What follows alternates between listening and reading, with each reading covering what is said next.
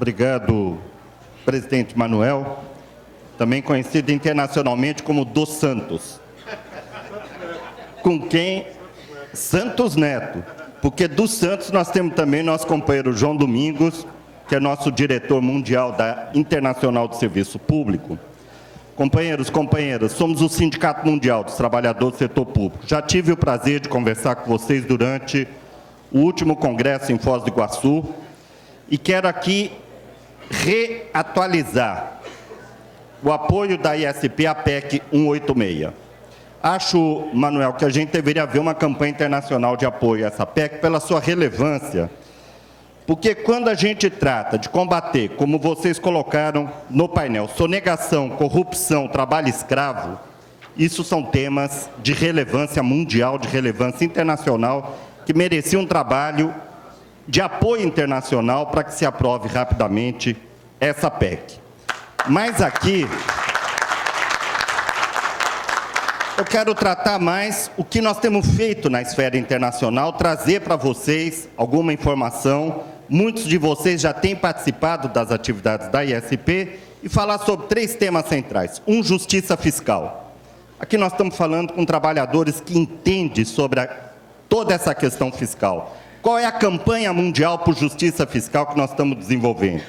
2 tratados de livre comércio e como é que isso impacta a vida de cada um de nós. 3 direitos sindicais. Sobre justiça fiscal. Do que nós estamos falando? De repente, em quase todo mundo, se começa a levantar nos últimos anos a seguinte questão: empresa transnacional não paga mais imposto nenhum sobre aquilo que elas lucram em cada país. Se eu pegar a IBM, se eu pegar a Apple, se eu pegar a FedEx, se eu pegar quase a totalidade das empresas transnacionais, do que elas ganham no Brasil, elas não pagam um centavo.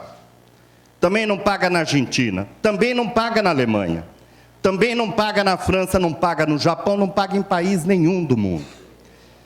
O tema é tão grave que, como disse a nossa deputada, a União Europeia, através do G20, começa a discutir o que eles chamam de BEPS, que é a base para a erosão fiscal que essas empresas causam na possibilidade de arrecadação internacional. Nos Estados Unidos, em 2013, já se constatou que 67% das empresas transnacionais não pagavam impostos naquele país. E aqui alguns falam, mas os Estados Unidos têm um poder arrecadatório, um controle mais eficaz. 67% das empresas em 2013, 2015 aumentou esse número, com certeza, já não pagam mais impostos. O tema é tão grave que no Brasil a gente fala bastante de corrupção. Corrupção, em qualquer país, os estudos internacionais todos mostram, pode significar entre 12% a 16% das perdas arrecadatórias daquele país. Quando a sonegação de impostos, chamada elusão, porque não é exatamente a sonegação, é como é que você utiliza as brechas internacionais para não pagar o que você deveria pagar, significa, junto com os recursos ilícitos, os 84% que deixam de ser arrecadados em cada país. Esse é um tema absolutamente fundamental para nós. Porque quando a gente fala de serviço público de qualidade, quando a gente fala de direitos sindicais, quando a gente pede condições de trabalho, como é que nós vamos ter isso sem arrecadação? Como é que as empresas fazem para não pagar? Paraíso fiscal, preços de transferência, são os 2 principais mecanismos hoje. E a grande maioria do comércio internacional não se passa entre países, se passa internamente entre empresas. É a mesma empresa que tem lá nas Ilhas Caimã, lá em Luxemburgo, ou qualquer outro paraíso fiscal, uma sede que exporta serviços para um país como o nosso. A coisa é tão grave que nós descobrimos recentemente qual é o país que mais compra produtos brasileiros. O que o Brasil mais exporta? Ferro, soja. Quais são os 2 países que mais compram os produtos brasileiros? Suíça Ilhas Caimã. O que a Suíça faz com tanta soja do Brasil? Ou a Ilhas Caimã com tanto ferro do Brasil? Simplesmente os mecanismos de transferência que vai se adotando com essas empresas e que virou a prática mundial. Se a União Europeia e Estados Unidos estão preocupados, isso é muito positivo. Porém, quando nós fomos agora para a Etiópia, na Conferência Mundial para discutir o financiamento para o desenvolvimento, foi justamente Estados Unidos e a União Europeia que nos impediu, junto com alguns outros aliados, claro, sempre tem um conjunto de países, de construir na ONU uma comissão, não de técnicos, de representantes governamentais, exatamente para poder discutir o que seria uma reforma tributária mundial. Seria mecanismos para combater as brechas onde as empresas utilizam para não pagar nenhum imposto sobre o que elas lucram em cada país. Esse tema, Manuel, você tem nos acompanhado e sabe a relevância disso para todos os países, não apenas para o Brasil. E aqui no Brasil nós queremos aderir e trabalhar com mais força, estamos exatamente nesse momento construindo uma coalizão grande com várias ONGs, sindicatos, por essa campanha que as empresas transnacionais paguem o justo. Nós pagamos, até demais muitas vezes, a gente fala, muitas vezes, as empresas não pagam. E se as transnacionais não pagam, seja ela de que país for, por que as brasileiras pagam? Nós já ouvimos falar do Bradesco e do Itaú, que utilizou a subsede deles lá em Luxemburgo para evitar pagar impostos sobre um conjunto montante gigantesco de recursos. Também ouvimos falar da Rede Globo, que utilizou subsidiária internacional, uma sede que tem em qualquer um dos paraísos fiscais, para negociar a transmissão da Copa sem pagar impostos. E a gente ouve falar coisas, mas isso não está na mídia. Isso mal aparece como um ponto central. Fala-se muito da corrupção, que tem que ser combatida, que tem que ser exatamente erradicada, em tudo que for possível. Mas não fala da elisão fiscal das empresas, que representa pelo menos 7, 8 vezes mais do que qualquer outra perda de arrecadação que nós estamos tendo no Brasil. Então, queremos cobrir essas brechas. Queremos o intercâmbio de informação entre os países, que é absolutamente possível organizar do ponto de vista técnico, para que quando uma empresa como a Coca-Cola fala que está pagando pela marca Coca-Cola para usar no Brasil bilhões para sua sede no paraíso fiscal e com isso transfere a renda para lá e não paga imposto aqui sobre o que ganha, que isso possa ser controlado. É absolutamente inaceitável o que as empresas estão fazendo, e a campanha por justiça fiscal, que nós queremos desenvolver fortemente no Brasil nesse próximo período, começa o mês que vem.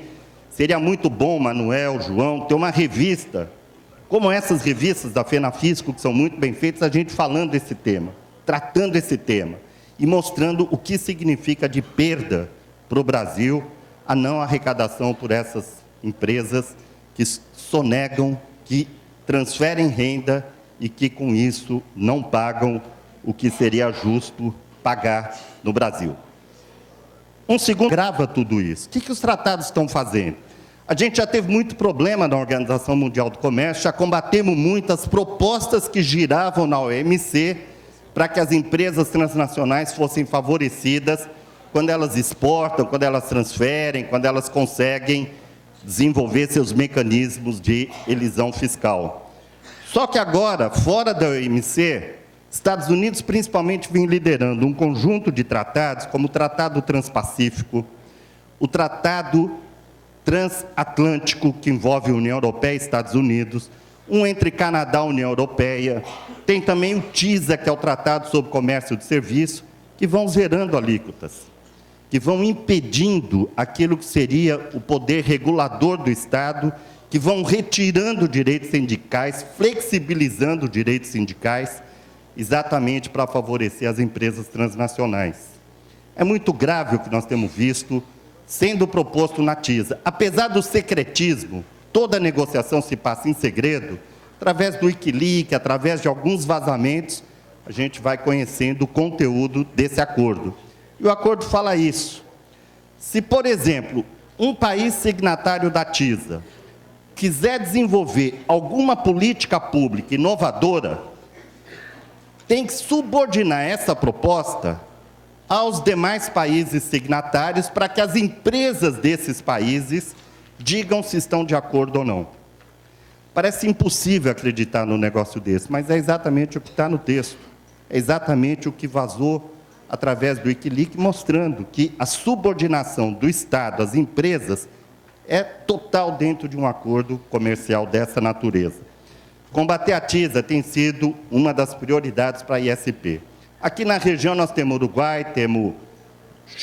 Uruguai, Chile, temos Panamá, temos a Costa Rica, temos o Peru, temos a Colômbia. São países que se alinham mais automaticamente com os Estados Unidos, exceto o Uruguai, que estão defendendo esse acordo.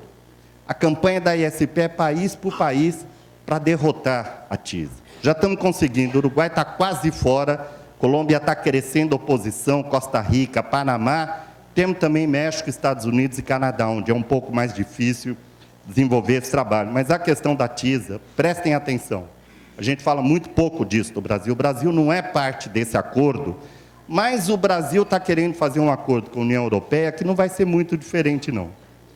Que também tem, de acordo com aquilo que a União Europeia já estabeleceu com Colômbia, Equador e Peru, não vai poder ser muito diferente o que vai estabelecer com o Brasil, porque aí você tem, claro, acordo comercial, você não pode fazer com 3 países de um jeito e com outro país totalmente diferente. Você segue a mesma linha. São muito nocivos para a economia desses países.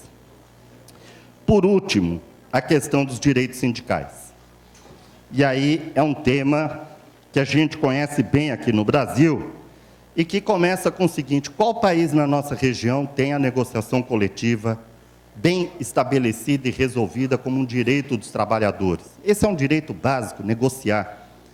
Nós, aqui, dependemos da vontade política de quem governa para ter a negociação ou não. Não é um direito adquirido, básico, um direito já estabelecido em lei, claramente estipulado.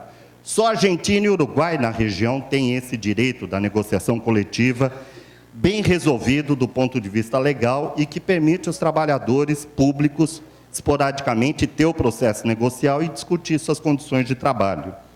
A 151 e a 154, duas convenções chaves da OIT, estão ratificadas em muitos países, mas não estão vigentes, não estão implantadas. É o caso do Brasil com a 151. E que o João vai poder falar muito melhor, porque é um tema bastante importante aqui na região. Nós temos capacitado muita gente, utilizando convênios com a OIT, para poder estabelecer essa regulamentação da 151, não só no Brasil, no Chile, em diversos países, e acho que essa questão dos direitos sindicais é uma questão chave para todo mundo. No Brasil, a terceirização é outra forma que tem uma pressão internacional muito grande para flexibilizar direito, e terceirizar significa claramente flexibilizar direitos, para favorecer novamente empresas transnacionais, empregadores, que nada tem a ver com a gente. Essa onda de ataque aos direitos, ela é mundial, ela não é um fenômeno brasileiro. Ela é uma onda que vai perpassando um conjunto de países, e quem tem atuado na OIT tem percebido claramente como os empregadores estão agressivos, seja com o tratado de livre comércio, seja com a elusão fiscal, que não paga seus impostos e ainda vem para cima dos trabalhadores tentar tirar direitos sindicais. A ISP tem mantido uma agenda bastante atuante, muita gente da FENAFISCO tem participado. Agora, 17 de agosto, nós vamos reunir o nosso Comitê de Raça, de combate ao racismo. Dia 19 de agosto, o Comitê de Gênero, com a questão da mulher trabalhadora. 2 e 3 de setembro, um bom seminário no Rio de Janeiro sobre tratados de livre comércio.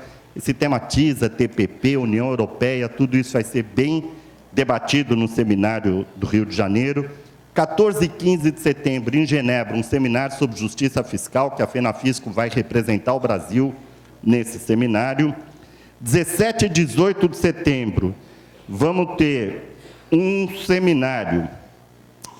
14 e 15 vai ser direitos sindicais na Argentina, 17 e 18 de setembro, justiça fiscal em Genebra, esse que a FENAFISCO vai nos representar, e temos muita coisa pela frente. Por exemplo, a reunião dos ministros de trabalho das Américas, a CIMIT, em Cancún, em novembro, mais um seminário sobre justiça fiscal na Argentina em novembro, regional, Organização Mundial do Comércio, sua reunião mundial no Quênia em dezembro, que todos nós, como trabalhadores, temos que estar atentos, temos que estar presente e reconhecendo cada vez mais. Nossos problemas, muitas vezes, são nacionais, mas a origem dos problemas e a nossa luta, cada vez mais, tem que ser internacional. Muito obrigado, companheiras e companheiros.